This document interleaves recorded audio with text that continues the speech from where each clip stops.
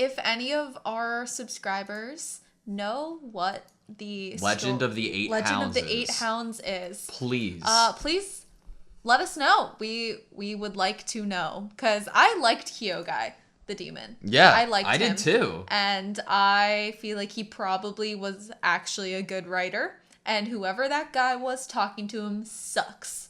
That's my opinion. Oh, that was a great episode. Great. I feel like I could have had a solid episode or two more with Kyogai. Not like this was great and so satisfying, and I loved it. I just loved his character so much, and seeing him interact with Muzan, like I wanted to know more about his backstory. He seemed like such an interesting character. Also, his demon art was amazing. So fun. I mean, like, I'm sure if we were really there and we were demon slayers, it would not be fun, but it was fun to watch. It was impressive. Big challenge. But Tanjiro was a big thinker and thought of what to do.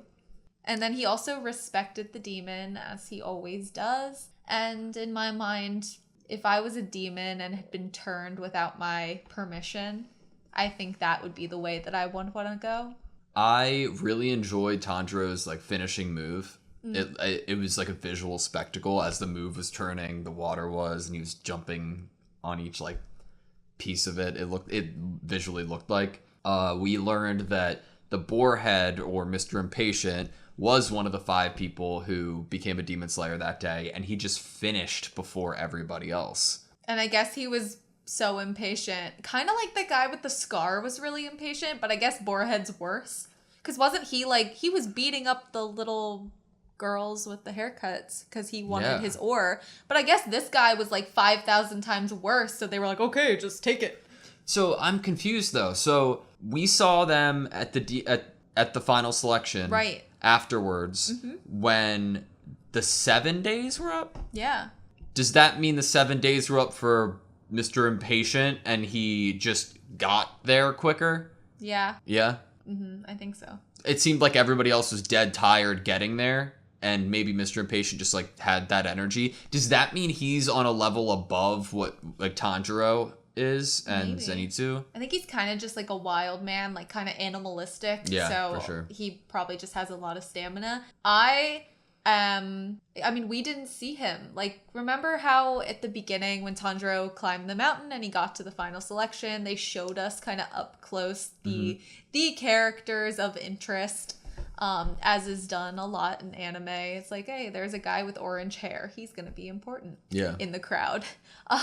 They showed us that, but I'm like, did he not have a boarhead on and we didn't know? And he was there in the crowd. So now I'm like, what's he gonna look like? Is that what he looks like? I don't know. I feel like once we find out those answers, I'm gonna want to go back to for sure. to the beginning of the selection and see if he is there. That's an awesome, Now I'm super interested in that. I want to know what he looks like. I wonder if we're gonna find out like soon. Probably next episode.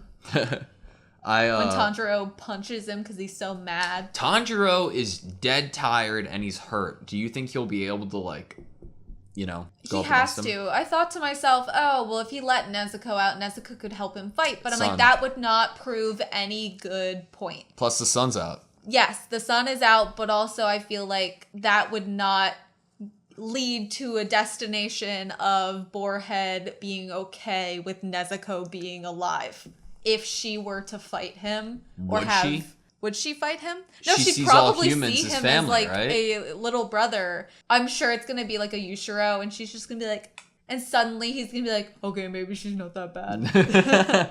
Demons can be cool, I guess. Talk about a redeeming character. Zenitsu. Oh my gosh. Yeah. That he really connected with Tanjiro to the point of Tanjiro, it looked like for an instant, saw him directly as family. Like him getting beat up and him bleeding, he had that correlation to seeing his bloodied family. And Zenitsu had already had that with Tanjiro. I mean, like, the last 2 or so episodes, we were really more in, like, almost like Zenitsu was the protagonist. Like, he was the main character. So we were really seeing how he felt and how he feels about other people, especially people that he believes are innocent or kind. And just to learn that he was like so multi-leveled to the fact that he knew that whole time that Tanjiro had a secret and that it was a demon related secret. And he just respected it and still trusted Tanjiro based that off of the much. sound of his vibration. Yeah, I love that. I feel like he went from being this, what looked like this sniveling coward, to this like amazing boy that you just want to hug. Yeah.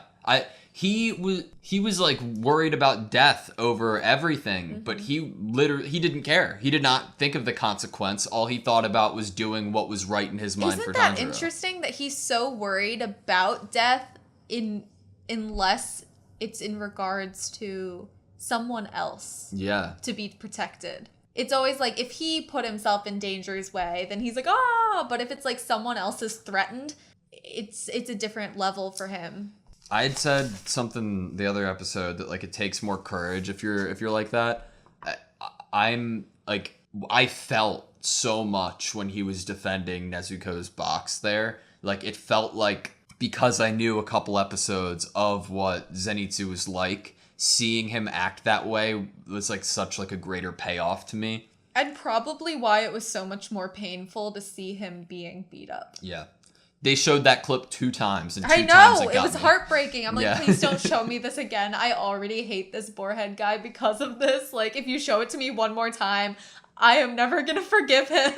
Whew. I'm excited for next episode. Yes, next episode. I hope that we get that redeeming moment with Boarhead, which doesn't make us hate him for the rest of the show for being a bully.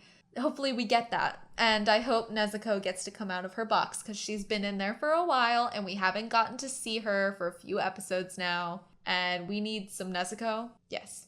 Nezuko is not only going to friend zone Zenitsu, she's going to family zone him. And I feel bad for him ahead of time. I know, ahead of time. I'm like, part of me's hoping that she doesn't brother zone him. It's inevitable. Because I feel like they'd be so good together.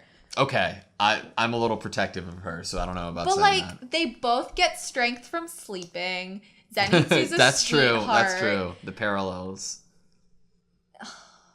Can you marry a demon? Is that legal in this world? Maybe. I mean, no one has to know. Muzan was married.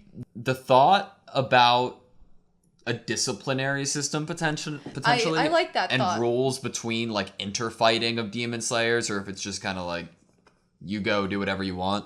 I mean, they aren't recognized by the government, but that doesn't mean they don't have their own kind of system of government in the Demon Slayer Corps. Mm-hmm.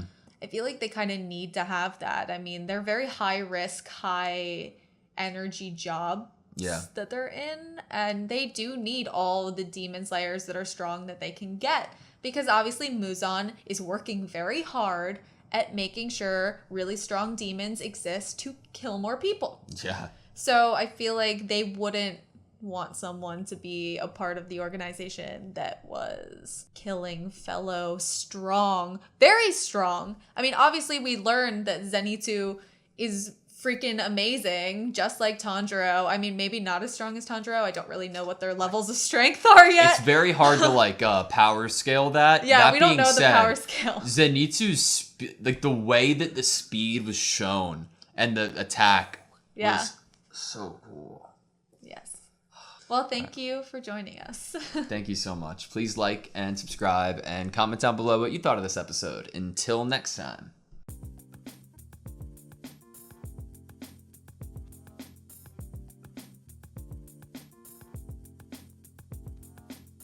And I guess he was so impatient. And I guess he was so impatient.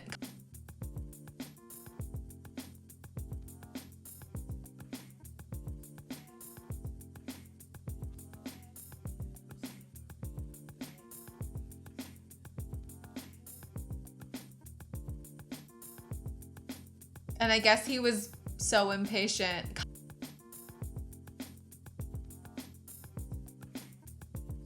And I guess he was so impatient.